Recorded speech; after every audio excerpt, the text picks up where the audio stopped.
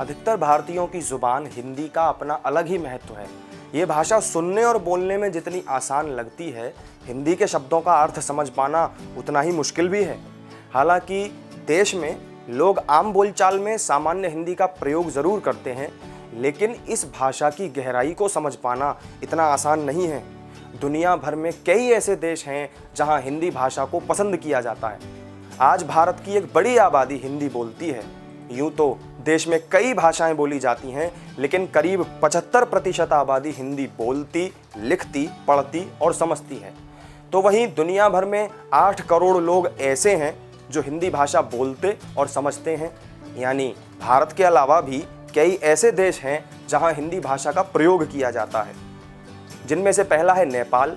भारत के पड़ोसी देश नेपाल में हिंदी भाषियों की संख्या काफ़ी ज़्यादा है।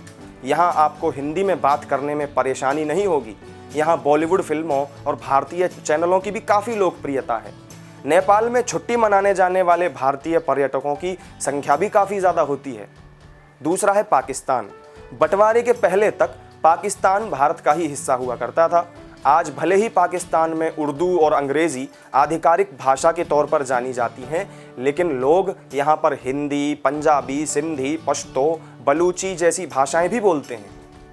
तीसरा है फिजी। फिजी की लगभग 38% आबादी भारतीय मूल की है, इसलिए यहाँ हिंदी बोलने वालों की संख्या भी अच्छी खासी है।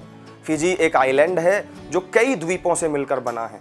बड़ी संख्या में भारतीय पर्यटक फिजी घूमने जाते हैं, जहां लोग फिजी संग्रहालय, कोलोए सुवा, श्री सुवा सुब्रमण्य मंदिर, सिगाटोका रेत के टीले आदि ये सभी जगह देख सकते हैं। ये हिंदी भाषी देशों में से एक है, क्योंकि अंग्रेज यहाँ भारतीयों को गन्ने की खेती के लिए लेकर आए थे। इसके बाद है मॉरिशस। मॉरिशस हिंद महासागर में स्थित एक आइलैंड है, जहां भारतीयों की संख्या काफ़ी ज़्यादा है। ये देश लगभग 3 शताब्दियों तक ब्रिटिश, डच और फ्रांसीसी लोगों के अधीन रहा था। अंग्रेज़ों के ज़माने में भारत से दासों को यहाँ काम के लिए ले जाया जाता था। आज यहाँ बड़ी संख्या में भारतीय लोग बसते हैं। यहाँ बिहार और खासकर पूर्वांचल से आए हुए लोगों की संख्या काफ़ी ज़्यादा है। इसके बाद है सिंगापुर। कहा जाता है कि 500 साल पहले सिंगापुर को ग्रेटर इंडिया का हिस्सा माना जाता था। यहाँ बड़ी संख्या में भारतीय समुदाय के लोग रहते हैं। इस देश में तमिल भाषा को राजभाषा का दर्जा भी प्राप्त है और यहाँ भी हिंदी भाषा बोलने वाले लोगों की संख्या काफ़ी ज़्यादा है। सिंगापुर भारतीय पर्यटकों के लिए एक प्रमुख पर्यटन स्थल भी माना जाता है। दक्षिण अफ्रीका। भारत पर शासन के दौरान दक्षिण अफ्रीका में भी अंग्रेजों का शासन था। अंग्रेजों ने बड़ी संख्या में भारतीयों को ले जाकर यहाँ बसाया था।